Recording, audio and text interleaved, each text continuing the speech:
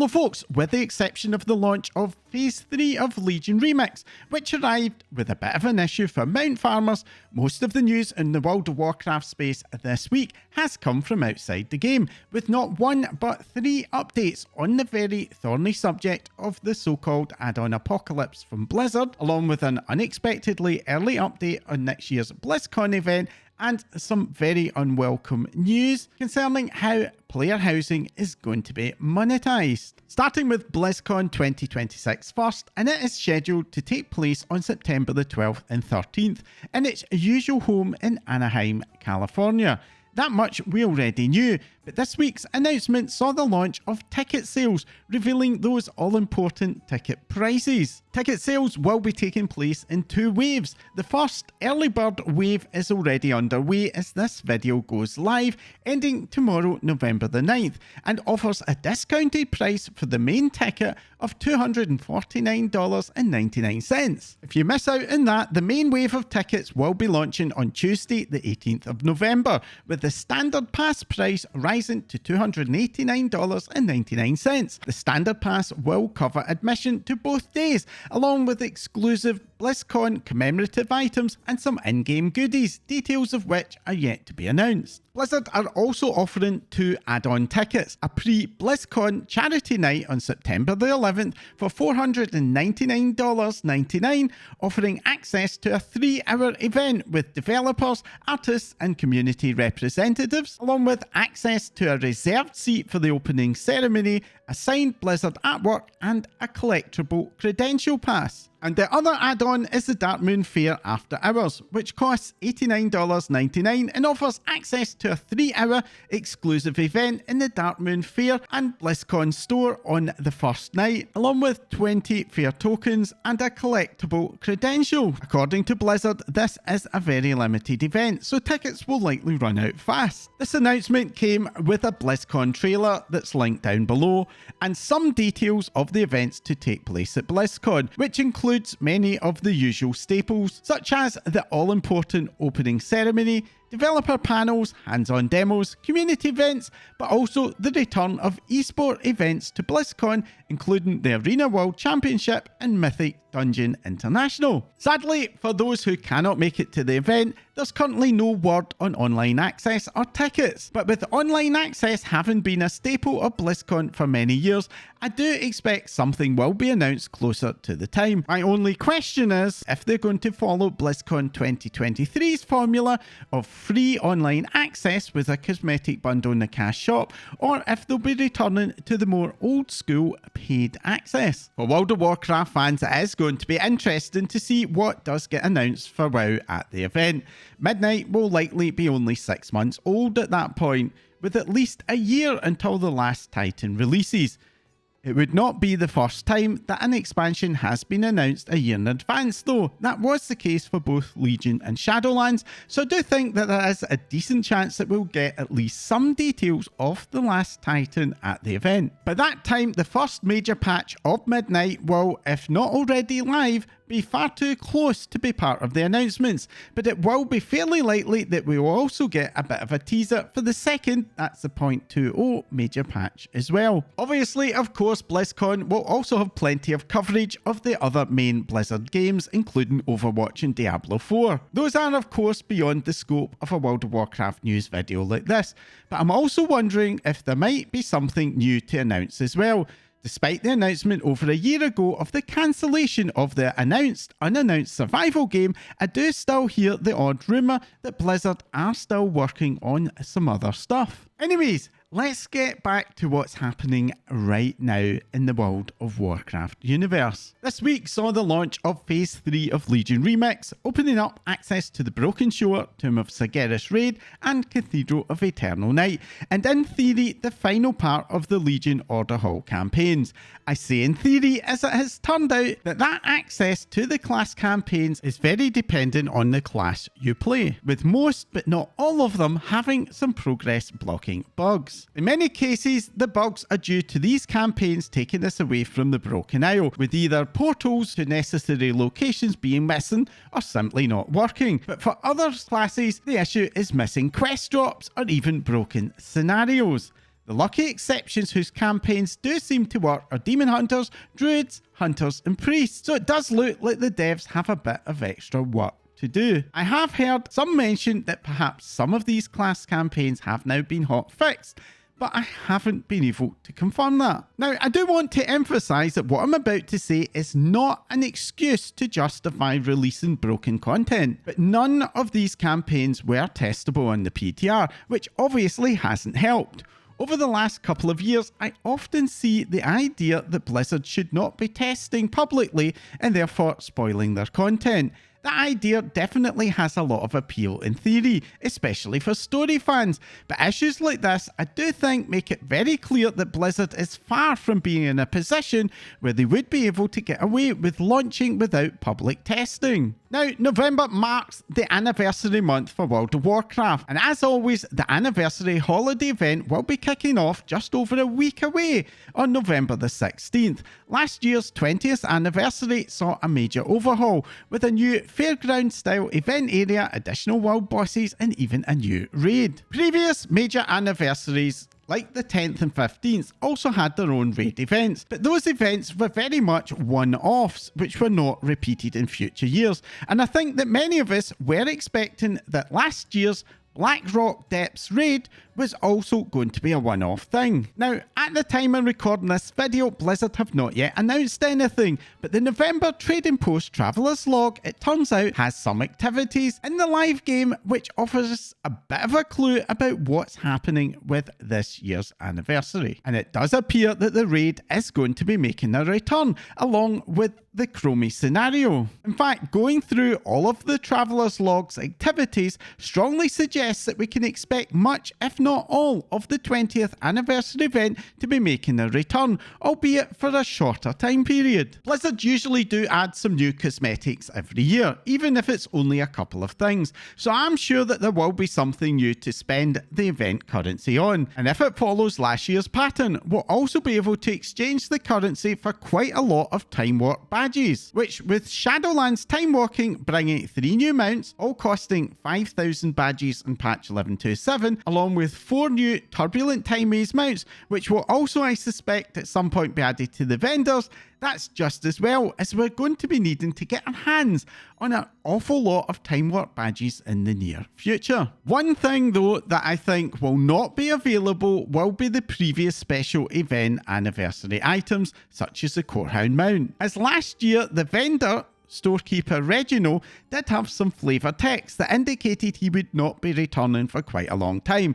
My guess is that he won't be back until the 25th anniversary in 4 years' time. Now, a 21st anniversary is also a pretty major event, at least in Western cultures, and this might be the reason the raid is making a return this year, so it's still going to be interesting if the raid continues to show up in future years. And talking about holiday events, just before I wrap up the retail news for this week, this coming Wednesday we have the annual Moonkin Festival micro holiday that's set in Moonglade. This isn't the most exciting of the micro holidays, but it does give you an opportunity to collect 5 little Moonkin companions who will follow you around for 5 days, along with a limited time adventuring instructor title. Like most of the micro holidays, it is pretty quick to knock out, so if you're looking for something a bit different next Wednesday, or even just some more Traveller's Log progress, it may be worth taking a look. This week's Midnight Alpha build mostly focused on more class updates, with not an awful lot being added in terms of new content. I suspect that the developers have decided to focus on getting ready for the launch of the Midnight Beta on Tuesday the 11th, which will open up Midnight testing to players who purchase the Epic Editions pre-order. Blizzard have added a countdown timer on the launcher for 8 PM UK time on the 11th. That's noon Pacific time or 9 PM EU time, which is setting themselves a pretty hard deadline, so no wonder they'll be wanting to prepare. If you are new to the Midnight Beta, you may need to restart the launcher on the day to get the option to download and start the client. Now, these days, a lot of game publishers tend to use the Alpha or Beta label for what are basically either playable demos or effectively paid early access, but that is not the case for a World of Warcraft beta. This, like the PTR, is a genuine test. So if you're new to a WoW beta, do be aware that you can expect incomplete features, especially when it comes to the new user interface updates, bugs, crashes, and even server outages, which can sometimes last for several days. That all said, this is a great opportunity if you do have access to explore some of the new content, or even just to start preparing your new Midnight user interface, allowing you to start to get ready for a brand new world with a lot less add-ons. And that does take me over to the subject of that add-on apocalypse, where this week we got not one but 3 information dumps from Blizzard. The first of these updates was given to the main World of Warcraft add-on developers Discord, with a list of changes broken down into 2 main groups: those that the WoW dev team are committing to launching in the test realms in the near future, and those that they are still considering without commitment, at least for now. I'm not going to go through all of the things that were announced line by line. As you can imagine, for a post that was aimed at developers, most of it is pretty technical,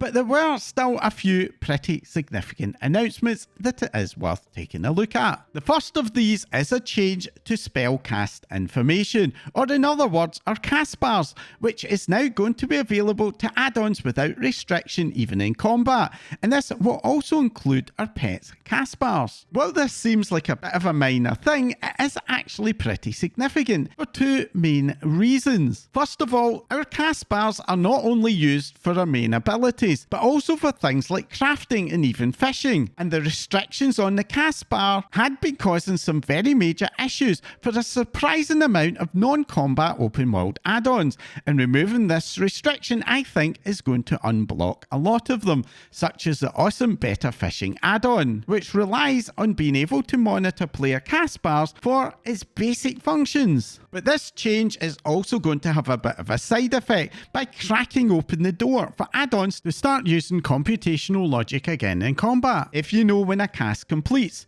And more importantly, whether or not that cast gets cancelled or interrupted, and you know when a particular ability has a fixed cooldown, you'll now be able to predict with a high degree of accuracy when that ability will come off cooldown, a key function of many existing player weak orders. Now this ability is not going to be as powerful as what we're used to in retail, as any abilities whose cooldowns are modified by buffs or procs still won't be able to be accurately predicted by those add-ons. Something that I think will lead to a lot of inconsistency from class to class. Back when the first Midnight Alpha released, one very key bit of feedback to the developers from add-on creators was that by extending the add-on restrictions beyond just enemy NPCs and our other group members who our own personal abilities very much felt like a step far too far. Now clearly up until now the developers haven't agreed with that sentiment, and this change is not enough to completely reverse the stance, but I do wonder if it will end up being the thin end of a wedge, which will lead to us ending up seeing a bit more movement from the developers when it comes to being able to use add-ons to track our own personal abilities. Now the next announcement is a little bit on the technical side,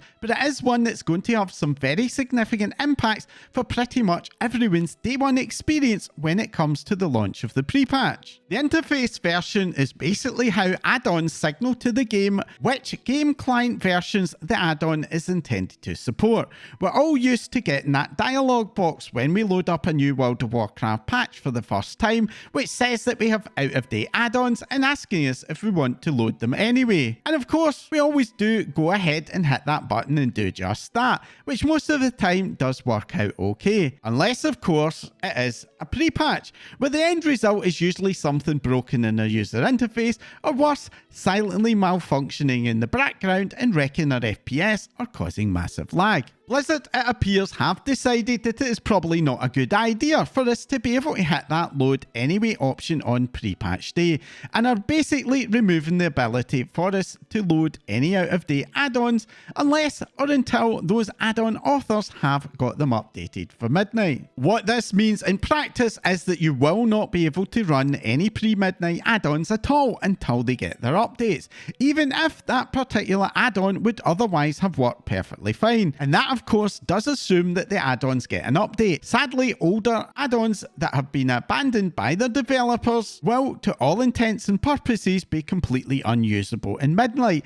unless another developer picks them up and updates them. Now, it is worth saying that it is possible to work around this by editing the add-on text files, and it's not particularly difficult to do if you know what you're doing, but that's something that most players will not be comfortable with. I'm not going to cover the details of how to do that in this current news video, but I do plan to do a survival guide to add-ons closer to the pre-patch release once the Blizzard changes are more locked in, and I will cover how to do that in that particular video. Now, what I think the end result of this is going to be for most people, especially those of you in North America who will be getting the pre-patch first, is that relatively few of your add-ons will be up and running in day one of the patch. And if you do use any really old add-ons that no longer get updates from the authors, it is now time to start looking for alternatives or get used to no longer having them. Now, just before I move on from this subject, this I think will be a one-off thing, as I do expect that future Midnight patches will restore the load anyways option, albeit only for those add-ons that did get their 12.0.0 updates. And the last update of note is that the developers are taking a look at ways that they can improve the ability for add-ons to recreate unit frames, including potentially providing us with templates to better enable tracking of things like absorbs and heal predictions. Unit frames are essentially the player, enemy and group health bars that appear in several different places on the user interface,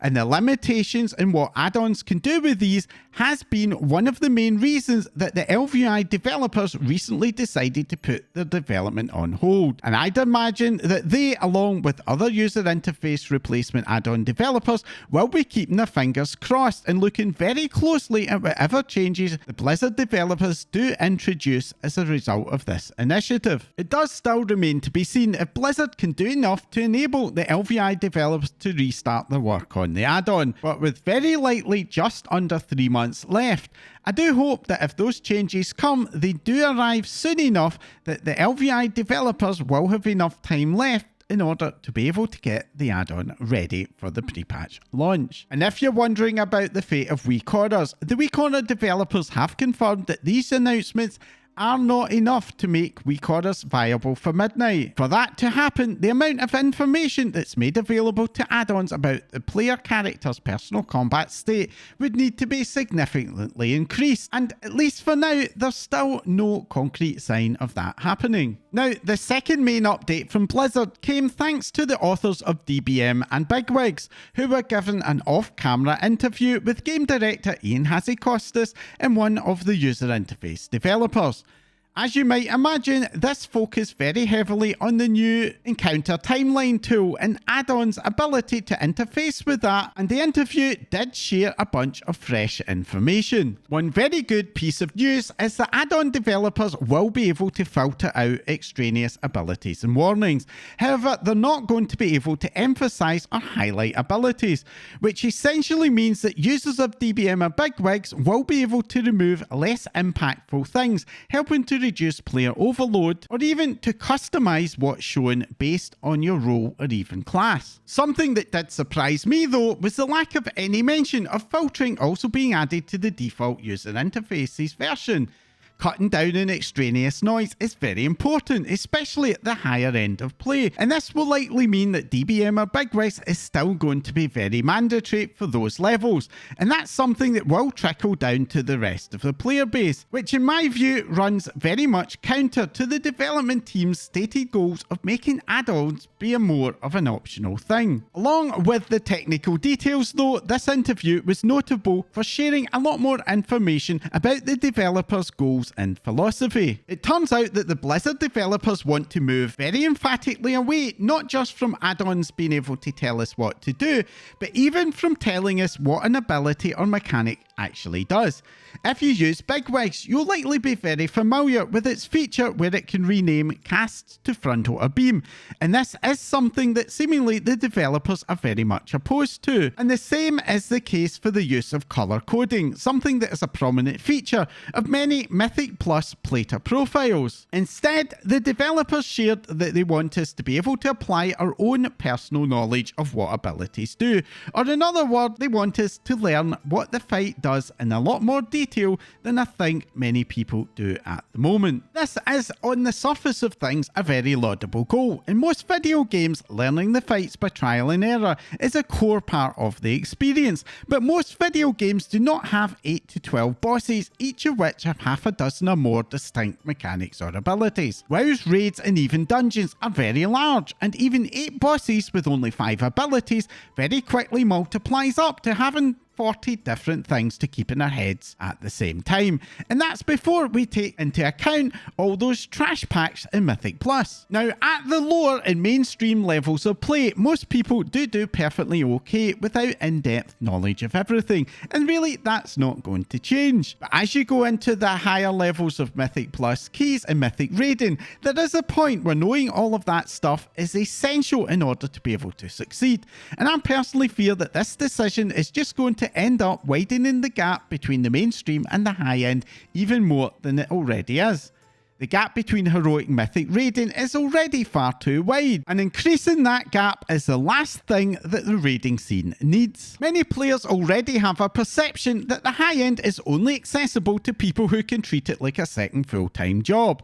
And I don't know about all of you, but I personally really don't want my gaming experience to require the kind of exam preparation that I thought I'd left behind when I graduated from university. I know that the WoW team are promising to simplify raid encounters, but you can only simplify 12 boss raids so far before it ceases to feel like World of Warcraft. Ultimately though, for the majority of players, this is going to mean that the promised, and in some cases already delivered, improvements to how boss abilities are telegraphed is going to have to do some very heavy lifting for us all. At their best, telegraphs are certainly capable of rising to that challenge. For example, group soaks have had a very distinctive and recognisable mechanic ever since the end of Battle for Azeroth, and in the War Within we've seen some massive improvements to how things like frontals are telegraphed as well. But at the same time, it is also very easy to be a bit cynical and predict that it is only a matter of time before we see the return of brown swirlies on a brown floor. But there is, on that front, one potential saving grace. The majority of Raid and Mythic Plus testing is done by relatively high-end players and their guilds. And those players, when they're on the PTR, are often far more focused in testing their user interfaces and developing new weak order packs than they are taking a hard look at the encounter design. Without those add-ons, those players, I think, are far more likely to notice and thus provide feedback to Blizzard when they see deficiencies in the encounter visuals, and that might just be enough to keep Blizzard a bit more honest on that front. And if things do turn out to play out that way, that is something that I think would massively benefit mainstream players. No matter what though, the first season of Midnight is going to be a bit of an interesting ride for us all. And right now it does remain to be seen if that is going to be a good kind of ride or a bad kind. But raiding and Mythic Plus testing will be opening up in the beta in a few short weeks,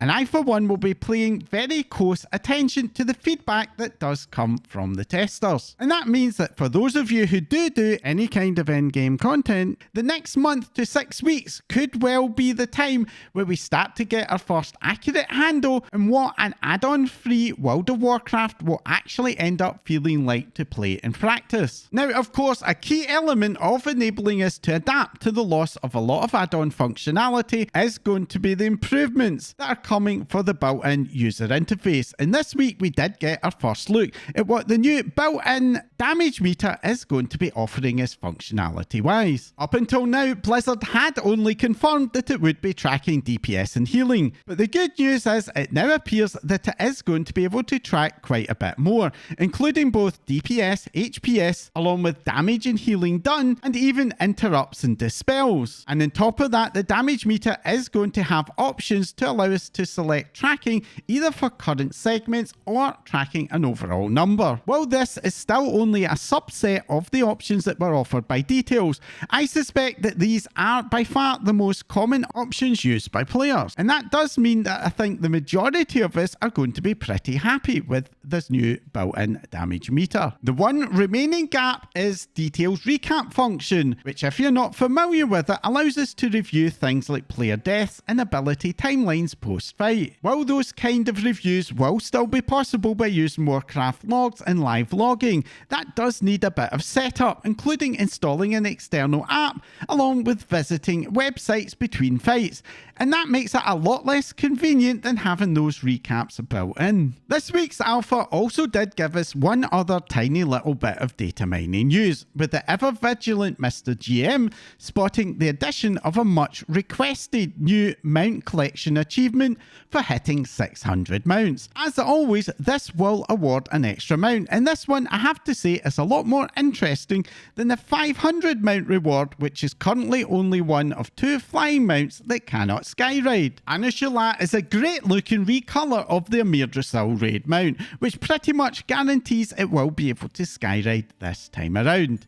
That Amir Drasil raid mount was also distinguished by being available as a Druid flight form customization as well, and I do wonder if that will also be the case for this mount. With increasing number of players now heading north of having 1,000 mounts, I also wonder if we're likely to see a few more of these mount achievements being added for other important milestones. But let's now move on to a piece of news that has certainly disappointed me. Very recently, some new in-game assets labelled as Hearthsteel were data mined, and these look kinda similar to those images of bundles of Trader Tender that were discovered and eventually used in a couple of cash shop bundles before that particular idea was seemingly abandoned. This new currency does have a decidedly housing theme, and it was pretty obvious that it would be related to player housing in some way. Probably the most negative guess from the community was that it would form part of a premium currency system, where players would be asked to pay cash,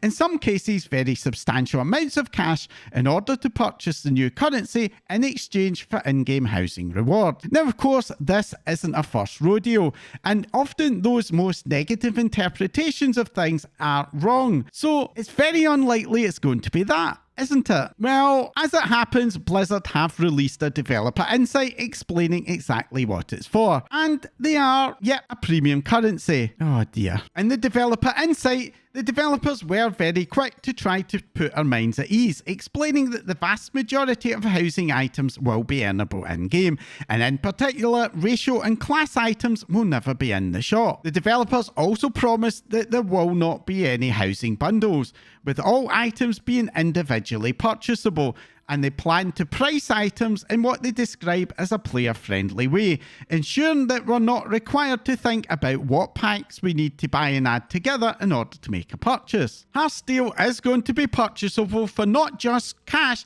but also for Battle.net balance, opening up the option of using in-game gold. And it's also not going to be used in the trading post or for non-housing items. The dev team also went on to explain that the reason they're using a new premium currency is because most housing items will be very low cost and will often be bought in multiples, and that a currency like this will make it so much more convenient to make those purchases. Now, in my opinion, that last argument is nothing but spin. Buying multiple low cost items is a problem that internet commerce solved back in 1995 with the shopping cart, the benefit of which is that players can see exactly what they are being charged for their purchases in cash terms. And I think this exposes the real reason why the game developers, or more accurately, the leadership and finance departments, like those premium currencies. Intermediate currencies like this, at best, make it harder for consumers to track their spending, and at worst, they prey on more vulnerable purchasers who lack financial literacy, something that game publishers know full well, and it invariably results in a proportion of the customer base paying more,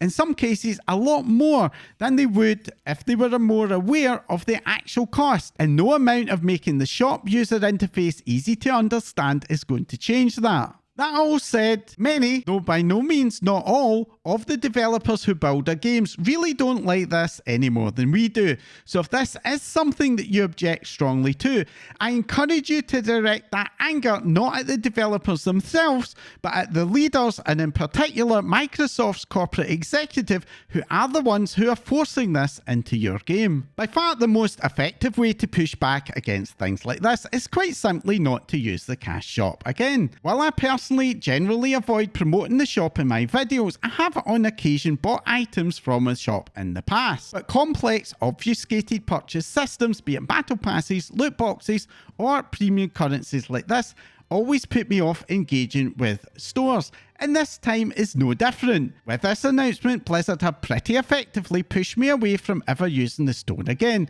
And my wallet thanks you, Satya Nadella, but it's the only part of me that does. Anyways, that's all for this week's Rollercoaster of Emotions that was the World of Warcraft news update. As always, I love to hear your thoughts. Are you planning to head off to Blizzcon or hoping for more support for the add-ons that you love? Let me know down below. And if you found this update helpful, entertaining, or even just plain annoying, then do let me know by hitting that like icon. And if you want to support my channel to grow and help me to make more of these videos along with my other content, then hit that subscribe button right now before you forget. If you don't want to miss out whenever I release a new video, then as well as subscribing, you can follow me in social media for updates. My links are in the description below as well. That's all for now. Thanks for watching.